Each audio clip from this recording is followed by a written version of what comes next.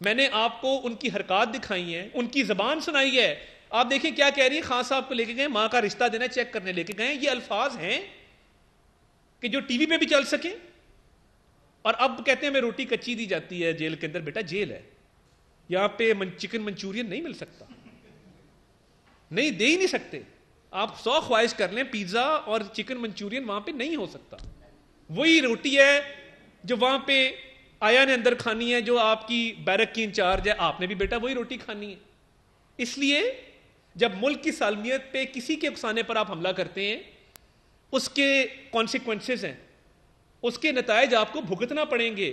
یہ نہیں ہو سکتا کہ آپ یک طرفہ کاروائیاں کرتے جائیں, دہشت گردی کے واقعات کریں اور بعد میں کہیں ہم خواتین ہیں, ہمیں یہ سلوک نہ کیا جائے, سوشل میڈیا کے پرچے کریں. بھئی اگر آپ گھر میں بیٹھ کے کی بورڈ پہ یہ کارروائی کی ہوتی, سوشل میڈیا کے پرچے دے دیتے. آپ چل کے گئے ہیں, آپ نے حملہ کیا ہے, تو اس کے تو نتائج بھگتنے پڑیں گے. اور ان تمام لوگوں کو دیکھیں, میں آپ کو یقین دلاتا ہوں, ان کو سزا ہوگی, ان کو قید کاٹنی پڑے گی. ابھی تو چلے مقدمہ چل رہا ہے نا, جو ایویڈنس آ چکی ہے, 10 سال قید بھی ہو تو میں سمجھتا ہوں کہ وہ کم سزا ہے, کہ انہوں نے ہماری نیشنل یونٹی کو, نیشنل پرائیڈ کو, قومی سلامتی کو مجروح کرنے کی کوشش کی ہے. اور اگر اس ایویڈنس کو کوئی ریفیوٹ کرنا چاہتا ہے, کوئی نہیں کرے گا. ان کی جماعت بھی ان کو لوارث چھوڑ چکی بھی ہے. یہ عمران خان صاحب جن کا نام ہے نا, لوگوں کو استعمال کرتے ہیں, ٹیشو پیپر کی طرح پھینک دیتے ہیں. ان کا نام لینے والا کوئی نہیں ہے. آج ہم ان کا نام لے رہے ہیں کیونکہ انہوں نے کرمنل ایکٹیویٹی کی ہے. اور میں دوبارہ ریپیٹ کر دوں, کرمنل کا نہ کوئی مذہب ہوتا ہے, نہ رنگ ہوتا ہے, نہ نسل ہوتی ہے, نہ جنس ہوتی ہے. کرمنل کرمنل ہے, ٹیررسٹ ٹیررسٹ ہے.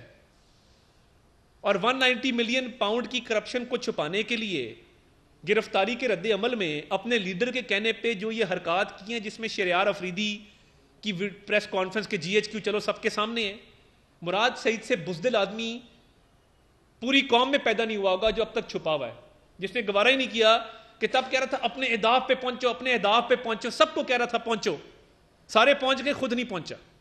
یہ دلیری ہے. فواد صاحب کو میں کچھ نہیں کہنا چاہتا, اللہ تعالیٰ اپنی پناہ میں رکھے. جس طرح وہ ہاں پر کانپ رہے تھے اور بھاگ رہے تھے اور ہف رہے تھے, میں کیا کہوں. اللہ تعالیٰ سے پناہ اور رحم مانگنا چاہیے. اور یہ اب چھپے ہوئے ہیں. مراد سعید صاحب نے نہیں کہا پہنچو اپنے اہداف پہ. تو یہ وہ لوگ ہیں جنہوں نے دشمنوں کے ایجنڈے پہ اس قوم کا ناقابل تلافی نقصان کرنے کی کوشش کی ہے, اور ان کو کیفر کردار تک پہنچا کر انشاءاللہ دم لیں گے. یہ میں گارنٹی کرتا ہوں. کوئی بے گناہ جیل میں نہیں ہوگا اور کوئی قصوروار جیل سے باہر نہیں ہوگا. یہ بالکل سٹیٹڈ اور کلیئر پالیسی ہے. ختیجہ شاہ صاحبہ, ان کے والد منسٹر رہے ہیں, وہ بڑا دعویٰ کرتی ہیں, وہ نواسی ہیں ایکس آرمی چیف کی. اس کا قطعاً یہ مطلب نہیں ہے کہ آپ دہشت گردی کے واقعات میں ملوث ہوں اگر آپ کا باپ ایڈوائزر ہے یا آپ کے نانا کسی زمانے میں چیف آف آرمی اسٹاف تھے. نو میڈم نو. آپ کا برانڈ ہے 53 لاکھ کے آپ جوڑے بیچتی ہوں گی, آپ ارب پتی خاتون ہوں گی, بڑی انٹائٹل فیل کرتی ہوں گی, اپنے آپ کو بہت سمجھتی ہوں گی کہ میں بڑی بلا ہوں, مگر پاکستان کی قومی سلامتی پہ حملہ کرنے کا آپ کو بھی رائٹ نہیں ہے. کبھی جیل دیکھی نہیں ہے. ان کا خیال تھا کہ یہ حملے کر کے بھی ہم بچ جائیں گے. بچت نہیں ہوگی. قومی سلامتی اور پاکستان سب سے پہلے ہے, باقی سب کچھ بعد میں.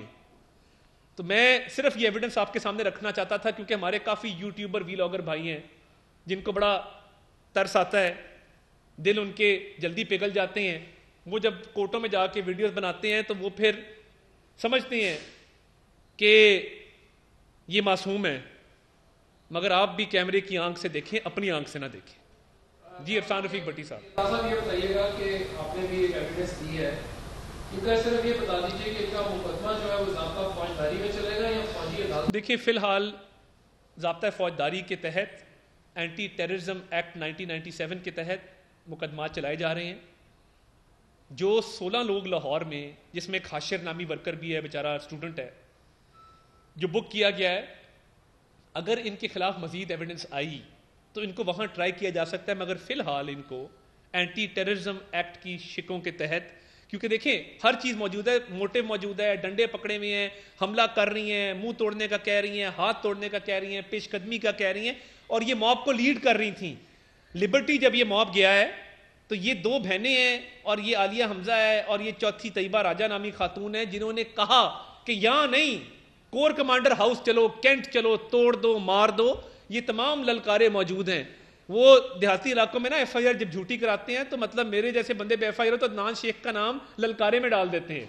تو وہ للکارہ عدنان شیخ نے زندگی میں نہ مارا ہو، مگر یہاں جو للکارہ ہے وہ آپ سن سکتے ہیں کہ وہ کہا جا رہا ہے کہ چلو کور کمانڈر ہاؤس کی طرف.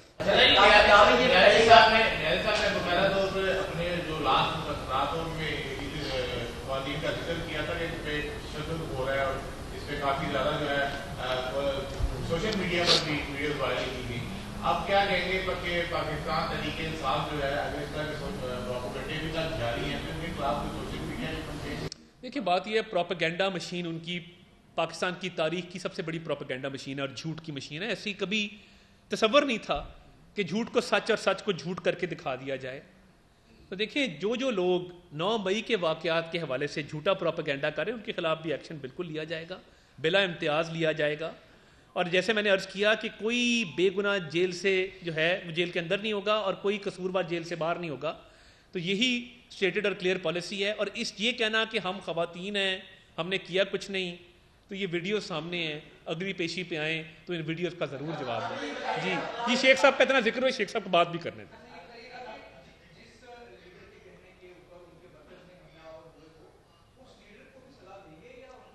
دیکھیں میں بالکل جے آئی ٹی تشکیل دی جا چکی.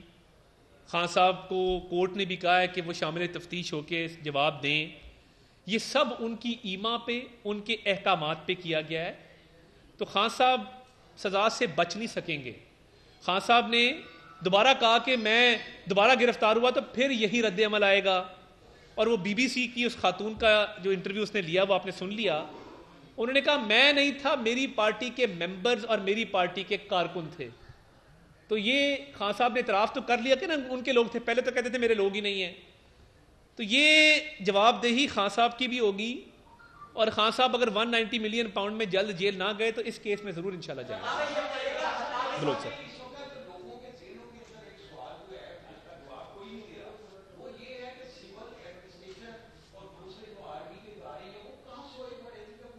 میں عرض کرتا ہوں، بڑا اچھا سوال ہے آپ کا. میرا گھر کور کمانڈر ہاؤس سے چند 100 میٹر کے فاصلے پہ ہے. میں آپ کو بتا سکتا ہوں ایس پی کینٹ کی گاڑی جلائی جا چکی تھی، 25 پولیس والے زخمی ہو چکے تھے.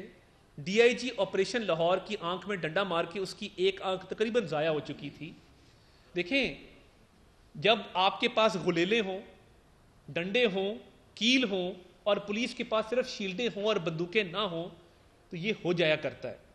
دوسرا، کور کمانڈر ہاؤس کے باہر جو فوج تعینات تھی انہوں نے بڑے تحمل کا مظاہرہ کیا. جو افسر گیٹ پہ آپ کو نظر آ رہا ہے کالے شلوار قمیض میں، آرمڈ کور کا وہ افسر ہے، اس نے بھی بڑی دلیری کا مظاہرہ کیا.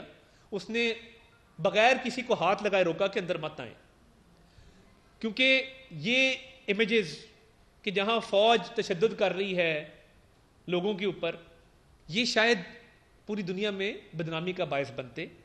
شرافت سے روکنے کی کوشش کی گئی اور اب وہ مقدمات قائم ہوئے تو یہ سزا پائیں گے، مگر روکنے کی کوشش ہر حوالے سے کی گئی جب تک کہ بس سے باہر نہیں ہو گیا معاملہ. یہ میں نے میوٹ کیا ہے، ابھی پریس کانفرنس کے بعد میں آپ کو سناؤں گا کہ ان خواتین نے اصل لینگویج کیا استعمال کی تھی. کہ وہ ماں بہن کی گالیاں، پہلے مارا پھر ماں بہن کی گالیاں دیں. تو یہ وہ جو دوپٹہ پھینکنے کی فوٹیج ہے کہ جس کے بعد پولیس والا گھسیٹتا ہے، وہ پہلے پتھراؤ کر کے پولیس والوں کو زخمی کر چکی تھی، پھر ماں بہن کی گالیاں دیں، پھر دوپٹہ پھینکا جا کے.